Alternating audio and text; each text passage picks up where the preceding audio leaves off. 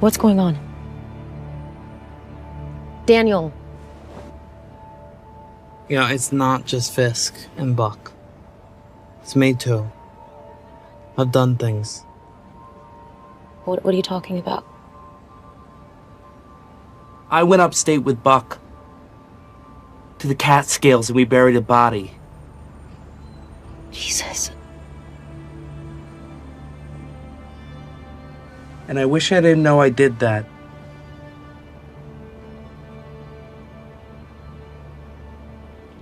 But I can't have anyone else knowing I did that.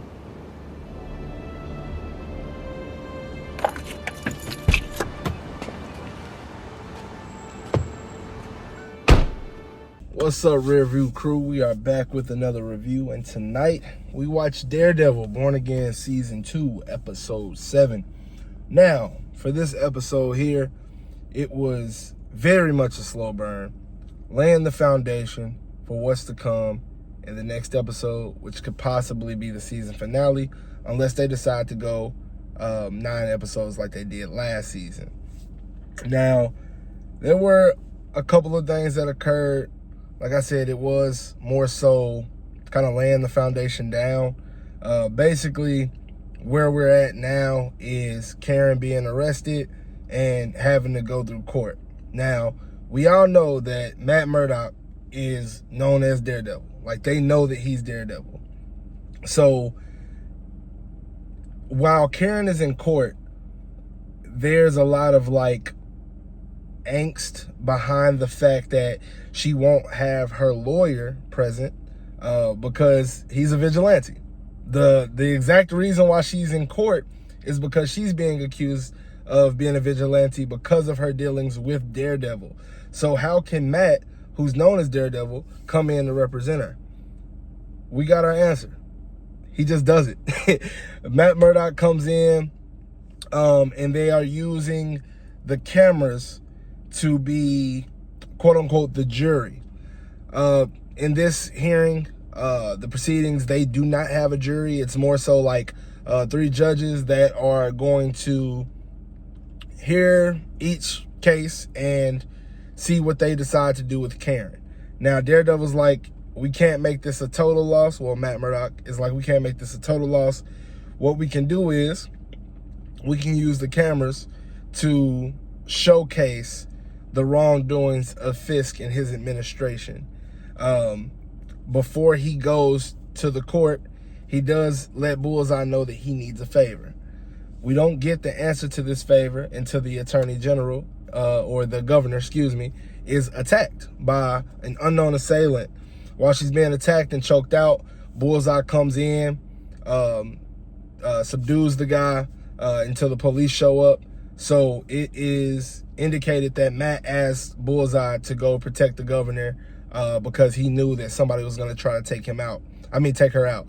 The reason why they're trying to take her out is because with Fisk losing all the power in his hands and losing the city day by day due to the exploits of the rebellion, he is being shut down by not only the city, like the citizens of New York, he's also being shut out by the governor, who sees that, yo, we have to overthrow him or there's going to be much more bloodshed, there's going to be much more division, there's going to be, it's pretty much going to be an inner city war. We can't have that. So with this being the case, let's just get rid of Fisk. Fisk knows that this is about to happen. So he sends that assailant to silence her, or honestly to kill her. But with Bullseye's help, she lives to fight another day. And we get to see what the effects will be of this. Now, Blake, during the time, he's conflicted. So as I showed you guys at the beginning of the video, he is tasked with bringing BB into Buck so Buck can kill BB. Unfortunately, Daniel Blake has so much love for BB, he cannot allow her to die to the hands of Buck. So he gives her a get out of jail free card, sets her free, and is like, hey, look, I don't want to know anything about what you're about to do because I don't want to be able to tell him anything. she's like, hey, what are you gonna do? It's like, I'm gonna do the right thing. Just let me do it. Go on about your business. And we're talking about Buck here. We know what this spells for Blake. Blake is ultimately murdered after being interrogated by Buck and beat up by Buck and never saying, you know, where BB was. Because, I mean, in his defense, he really doesn't know. But he does pay the ultimate price and ends up dying. So no more Daniel Blake. Kingpin and Bullseye were pretty much on the same accord, thinking that Blake was going to pull through with this and that he was actually on their side. Turns out, man, he just couldn't turn a blind eye to BB, which is amazing, honestly, because now with BB on the run and Karen in court, and like it's a lot of different layers to where the season could go. And I feel like for this being so, like, it's so close to like the release of Spider-Man and Punisher's his special, I think it's battling, like Marvel is battling against itself right now with 3 of their most popular characters pretty much going head to head and not really having a way to distinguish, like, I don't know, like them being their own separate entities. It's pretty tough for them, and I'm just kind of interested to see how they manage that with in the months to come. One thing that I did appreciate about this episode is that with it laying so much foundation based on where the season is going, it does leave you a bit intrigued and interested to know what could happen next.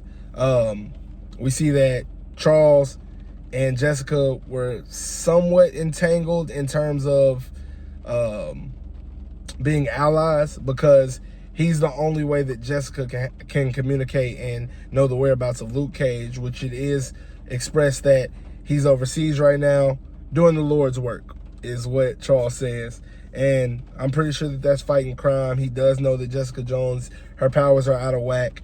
And that's pretty much what the episode was about.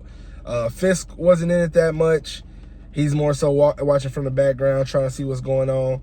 And Matt was attacked by the anti-vigilante task force. He had a bunch of police that were escorting him out after his appearance in court.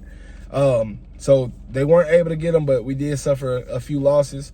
Cherry is okay, though, which is good. As long as we got Cherry, we should still be okay. And police members, you know, lost a couple of lives, but still alive to fight the good fight, you know. So we'll see what is to come of this. Hopefully they give this 9 episodes, because I feel like a season finale after what we just seen, it wouldn't do any just do. We need like something very impactful to happen in the next episode so that we can get to a resolution at episode 9. So hopefully we get to that. But you guys, if you watched Daredevil's Born Again Season 2, Episode 7, let me know what you guys thought about it. I know it was a little bit of a boring episode today, but you know, what did you think about the foundation and what it's setting up to bring forward with Spider-Man and with Punisher? And how will this ultimately leave Matt in jail? Because like I said, the last episode, we know that he ends up in jail based on set photos from season 3. So it's going to be pretty interesting to find out what happens, man. But I'm going to let y'all go. I'm going to go in, give me some rest after I edit this video. So yeah, man, I hope y'all have a wonderful rest of y'all day. And until next time, like always, we are going to leave this one in the rear view.